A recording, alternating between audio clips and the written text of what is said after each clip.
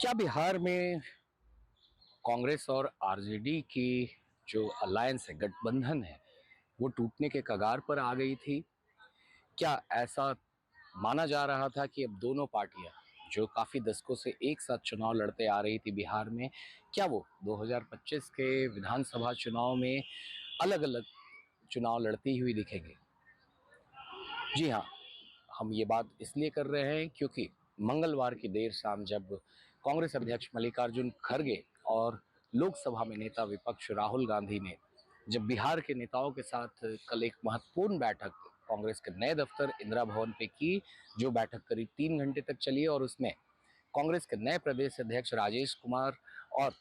कांग्रेस के नए इंचार्ज कृष्णा अल्लावरू जैसे तमाम बड़े नेता वहां मौजूद थे। और वहां पर मौजूदगी थी तो पूर्व प्रदेश अध्यक्ष अखिलेश प्रसाद सिंह की भी, जो कि उस पूरे बिहार स्टेट के लीडर्स के साथ के डेलीगेशन का हिस्सा थे। ये मीटिंग करीब 3 घंटे तक चली और जिसमें कांग्रेस अध्यक्ष और राहुल गांधी ने सीधे तौर पर निर्देश दिया कि जो बिहार में गठबंधन है कांग्रेस का, लालू प्रसाद यादव की जो पार्टी है राष्ट्रीय जनता दल, उसके साथ बनी रहेगी। मगर सवाल उठता है कि आखिर दोनों पार्टियों के रिश्ते में इस तरह की तनाव क्यों आ गई? तो जी हाँ, इसका जिक्र इसलिए भी है क्योंकि लगातार बिहार के कांग्रेस के कई नेताओं ने इधर फिलहाल कुछ बयान दिए थे जिससे कि आरजेडी खेमे में कहीं ना कहीं एक नाराजगी जरूर थी। हालांकि उन्होंने इस पे कोई प्रतिक्रिया नहीं दी मीडिया के सामने आकर, मगर उन्होंने अपनी बात, अपनी नाराजगी कांग्रेस लीडरशिप तक पहुंचाने में जरूर एक महत्वपूर्ण रोल अदा किया। क्योंकि उन्होंने जो स्टेटमेंट दिए जा रहे थे कांग्रेस नेताओं के द्वारा,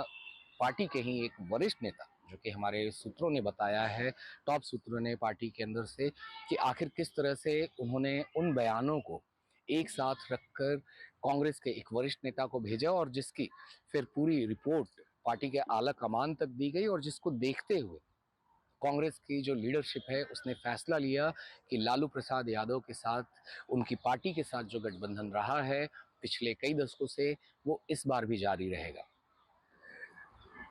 आरजेडी की नाराजगी इस बार से भी दिखी कि जब अब्दुल बारी सिद्दीकी के घर पर लालू प्रसाद यादव ने अपनी इफ्तार पार्टी रखी थी तो उसका जो इनवाइट था, जो आमंत्रण था, वो भी सही तरीके से कांग्रेस नेताओं तक नहीं पहुंचा था। और यही कारण थी कि आखिर किस तरह से सिर्फ एक ही कांग्रेस के नेता जो हैं वहां पर वो उस इफ्तार पार्टी में शामिल हो पाए थे। तो कहीं ना कहीं इस तरह से इफ्तार पार्टी में कांग्रेस के लीडरों की जो नदारद होने की बातें थी तो उससे भी कहीं ना कहीं सवाल जरूर उठ रहे थे कि क्या दोनों पार्टियों के बीच में सब कुछ ठीक चल रहा है, वो भी ऐसे उस समय में जब 2025 का विधानसभा चुनाव में अब सिर्फ कुछ ही महीने बाकी रह गए हैं। तो इन तमाम अटकलों को विराम दिया कल कांग्रेस के आला जो लीडरशिप है उसने, जब उन्होंने साफ तौर पे कह दिया कि जो अलायंस है बिहार में वो लालू प्रसाद के पार्टी के साथ बना रहेगा और जो 2025 का विधानसभा का चुनाव है वहाँ पार्टी आरजेडी के साथ गठबंधन में लड़ेगी। चूंकि ये इंडिया ब्लॉक का एक महत्वपूर्ण गठबंधन है और इसमें पिछले चुनाव में हमने देखा था और 2015 के चुनाव में भी देखा था कि किस तरह से लेफ्ट पार्टी भी जो महागठबंधन का एक बहुत बड़ा वहाँ पर संगम बनाया गया था 2015 में, जिसकी नींव लालू प्रसाद यादव ने खुद रखी थी। तो ये उसी के तहत में चुनाव में ये लोग साथ में रहेंगे। तो कहीं ना कहीं कांग्रेस ने इस पूरी चर्चा पे विराम दे दिया है कि आखिर क्यों 2025 का चुनाव वो आरजेडी के साथ गठबंधन में लड़ने वाले हैं। कांग्रेस के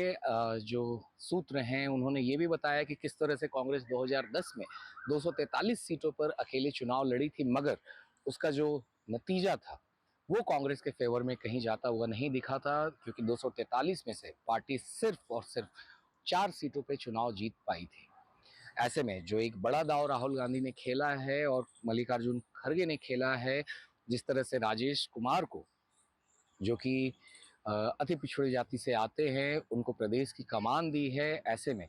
जो राहुल गांधी लगातार बात करते आ रहे हैं कि जिसकी जितनी भागीदारी उसकी उतनी हिस्सेदारी, तो उस पे कहीं ना कहीं लगातार फोकस रहा और इसी का नतीजा था कि राजेश कुमार को कमान दी गई अखिलेश प्रसाद जी को रिप्लेस करने के बाद में बिहार में। और जब कल मीटिंग भी हुई थी इंदिरा भवन पे, तो वहां पर जो शीर्ष नेतृत्व है उन्होंने अखिलेश प्रसाद सिंह का भी धन्यवाद किया था कि उन्होंने आखिर किस तरह से पिछले 2.5 साल में पार्टी को वहां पर संगठित किया है, पार्टी को उन्होंने मजबूती दी है। और 2024 के लोकसभा चुनाव में, जहां पिछले लोकसभा के चुनाव की बात करें तो उससे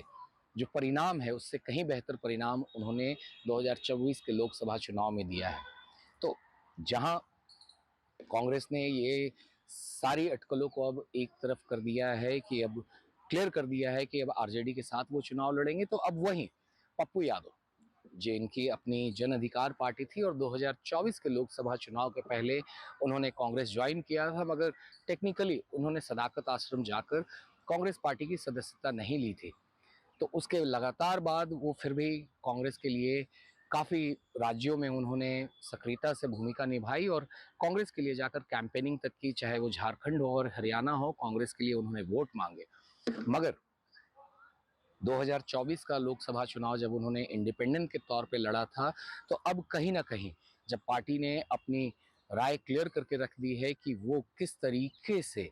जो है 2025 का विधानसभा चुनाव आरजेडी के साथ लड़ेगी, तो अब कहीं ना कहीं पप्पू यादव भी अब अपनी रोल के लिए क्लैरिटी चाह रहे हैं कि आखिर उनका किरदार किस तरह का होगा आने वाले दिनों में कांग्रेस में, क्योंकि कांग्रेस ने एक तरफ अपना गठबंधन राष्ट्रीय जनता दल के साथ अनाउंस कर दिया है। तो बने रहिए आप इंडिया न्यूज़ के साथ बाकी तमाम अपडेट्स के लिए। तब तक के लिए शुक्रिया। For more such videos, subscribe to the NewsX YouTube channel, hit the bell icon.